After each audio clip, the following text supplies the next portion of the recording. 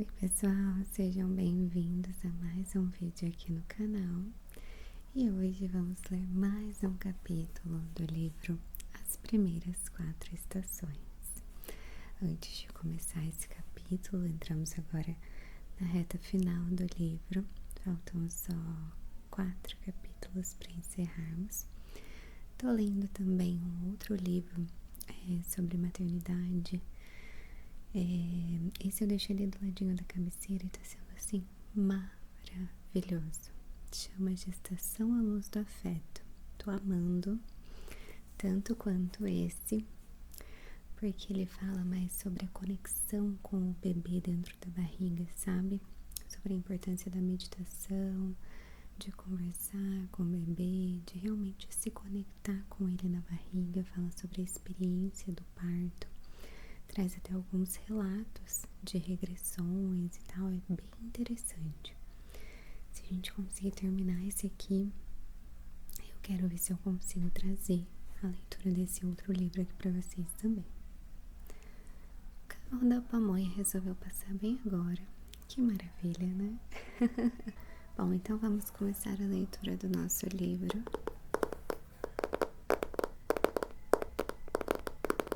As primeiras 4 estações. Aproveita para deixar o seu like, o seu feedback aqui nos comentários ao longo do vídeo e também se inscrever no canal se você ainda não for inscrito.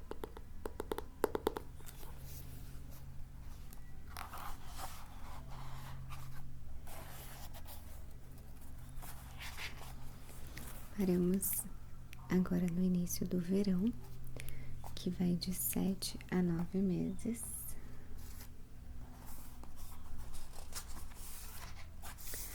Capítulo 8.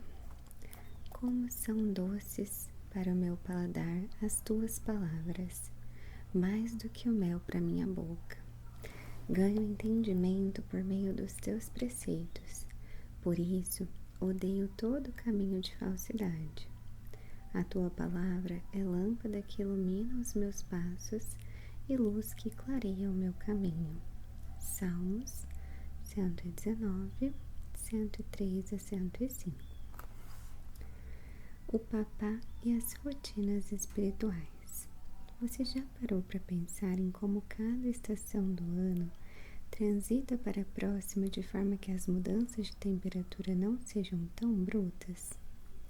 O inverno e suas temperaturas baixas antecedem a primavera, que traz consigo temperaturas um pouco mais elevadas, nos preparando para a estação mais quente do ano, o verão.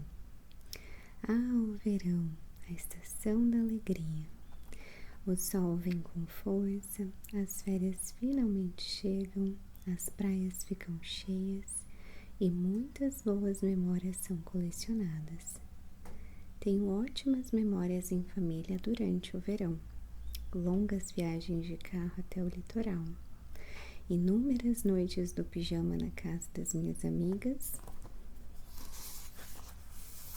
piscina montada no quintal, dias inteiros no clube.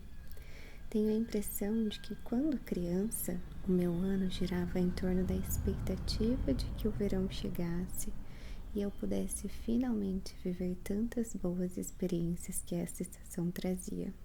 Eu também.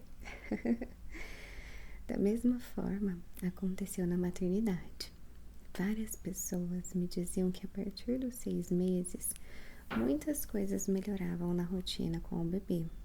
De acordo com elas, o fato de o bebê começar a comer ajudava a regular o sono noturno, além da alegria de poder vê-lo conhecer o mundo das frutinhas, verduras e legumes. Que aventura! A gente aqui em casa estava contando os dias para esse momento chegar. Assim que eles completaram os 6 meses, compramos cadeirinhas, pratinhos lindos e babadores maravilhosos. Preparamos tudo para a experiência ser a mais incrível possível. Chegou então o grande dia.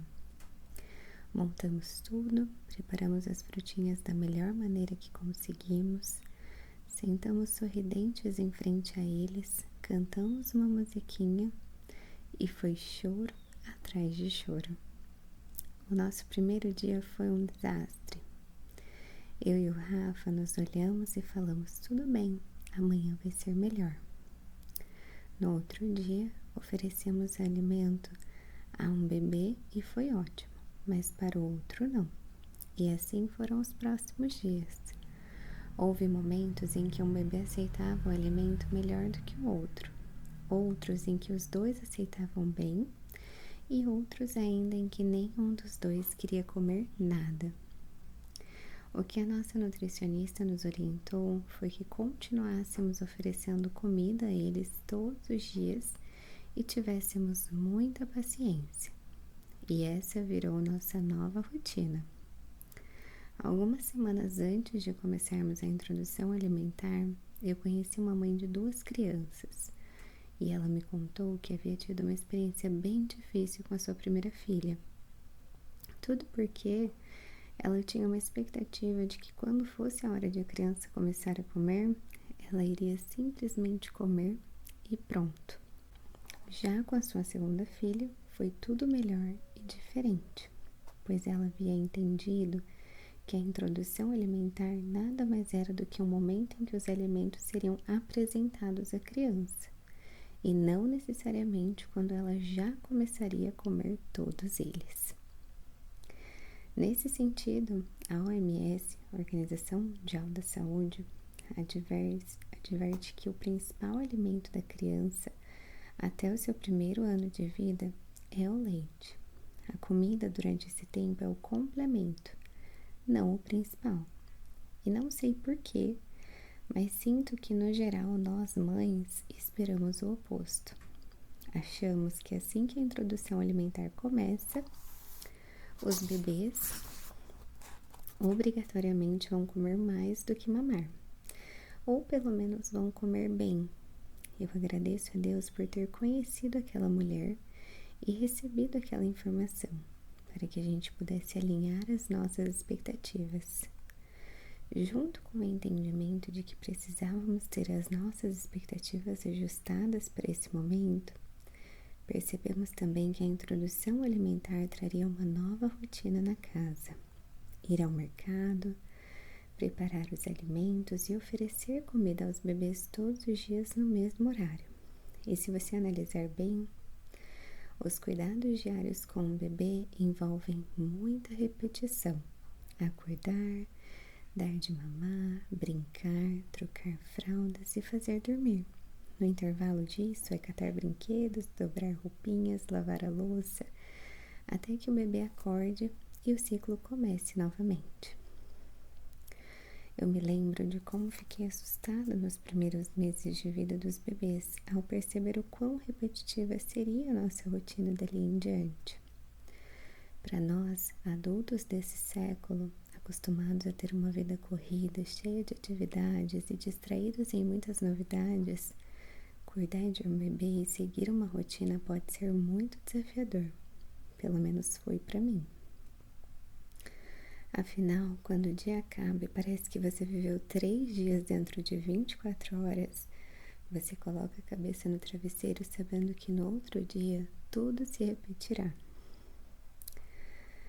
Entretanto, isso é muito saudável para o bebê, já que a repetição e a previsibilidade são muito importantes para ele.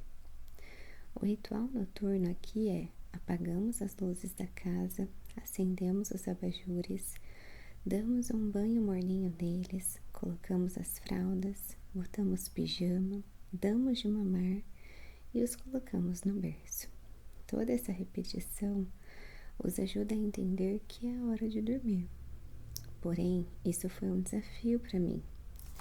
Ao ter uma vida sempre bem cheia, eu nunca gostei de repetições.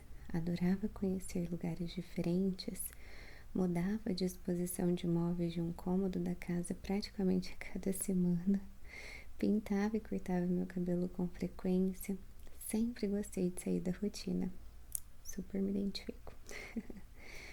Ao me deparar com uma vida em que 2 serezinhos precisavam da minha disciplina de ser constante numa rotina, percebi o quão viciada em distrações eu me tornara.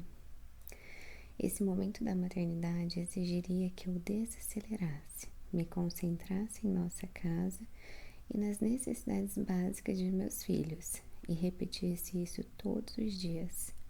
Nesse momento, também percebi que a rotina com eles, com a casa e com o trabalho estava me engolindo, e eu havia deixado de lado alguns hábitos espirituais.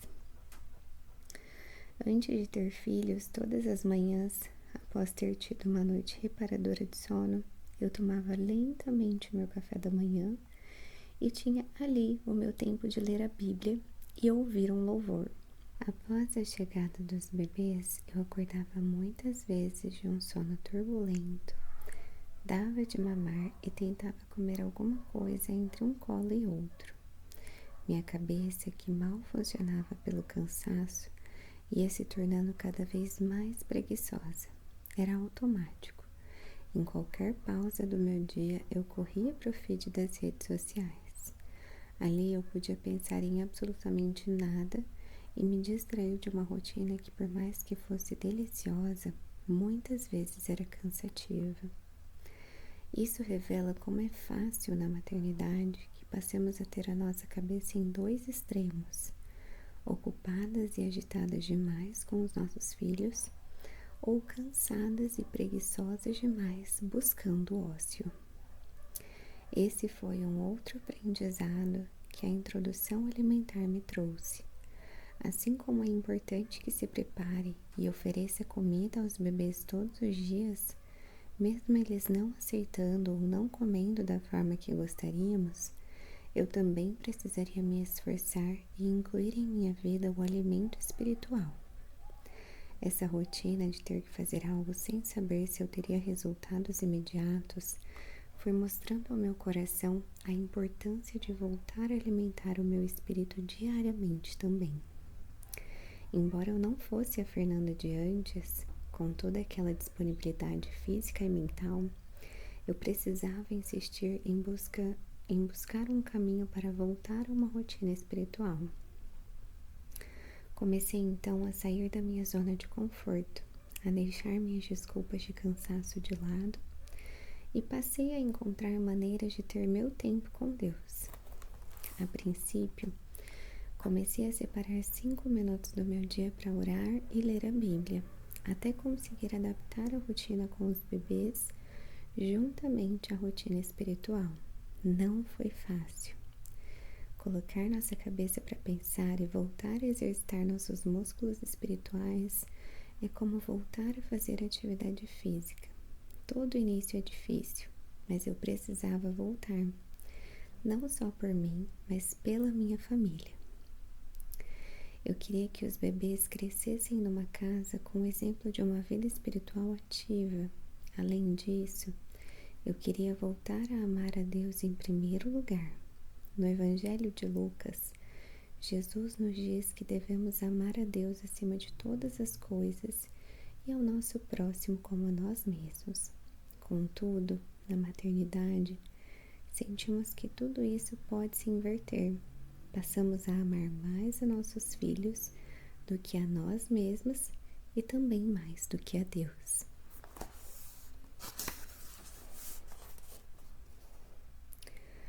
Ao nos afastarmos de Deus e colocarmos os nossos filhos, o cansaço e as tarefas em primeiro lugar, nos colocamos numa zona perigosa de independência espiritual, numa falsa ideia de que absolutamente tudo depende de nós. Por isso, ao termos uma vida de reconhecimento da nossa finitude e das nossas limitações, Deus diariamente desperta em nosso coração para aquilo que é eterno. Desperta o nosso coração para aquilo que é eterno. O convite dele para nós, como mães, é uma vida de dependência total. Ao introduzir os alimentos para o bebê aos poucos, dando pequenos passos, quero lhe incentivar a também introduzir na sua vida o alimento espiritual. Pode ser que, diante de tantas cobranças internas da maternidade, essa possa soar como mais uma, mas não é. Podemos contar com o auxílio do Espírito Santo ao nos incomodar e nos direcionar às rotinas espirituais.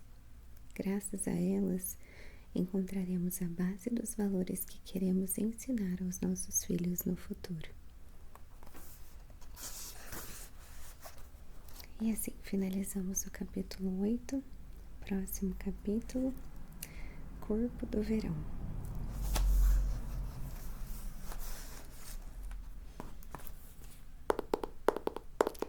Eu simplesmente amei mais um capítulo. Essa rotininha, assim, essa parte é algo que pega pra mim.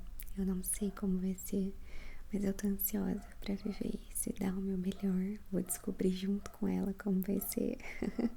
Me conta aqui nos comentários como foi a introdução alimentar, esse início de rotina com os seus filhos. Me conta que eu quero saber. Amo essa troca de experiências que a gente tem aqui. E me conta o que você achou desse capítulo. Essa questão de voltar à busca pelo alimento espiritual já estou iniciando desde já. Pode ser que eu precise retomar isso depois do puerpério, né? Porque é muita coisa. E às vezes a gente se dedica mais a um ponto e acaba esquecendo de outro, né? Assim como eu também estava envolvida numa rotina muito frenética. E estava deixando de lado algumas coisas da minha rotina que eu gostava muito. Por exemplo, de manter a louça sempre limpa, de manter a casa sempre em ordem, sabe? Então, agora eu acordo, eu já faço isso, no meio do dia também dou aquela retomada, antes de dormir também, sabe? Ela tá sempre em ordem, isso pra mim é uma paz, um alívio. Quero também pegar todos os armários de cabo a rabo, assim, e eliminar bastante coisa pra deixar tudo organizado quando a neném chegar, tudo prático, né? Porque a organização ela traz essa questão da praticidade também, e isso vai ser muito importante numa rotina com recém-nascido, né? E em meio a isso, uma das coisas que eu tô querendo retomar é justamente essa conexão maior com Deus, né? Então, não só com Deus, mas com ela também, de conversar com Deus, de agradecer, de conversar com ela também, né? Então, ela tá aqui pulando. Então, é algo que eu já tô trabalhando desde já, mas que com certeza vou precisar me lembrar, caso eu esqueça lá na frente. E aí, me conta o que você achou desse capítulo aqui nos comentários. Não esquece de deixar o seu like, o seu feedback, de se inscrever no canal se você ainda não for inscrito. E nos vemos no próximo capítulo. Um beijo, tchau!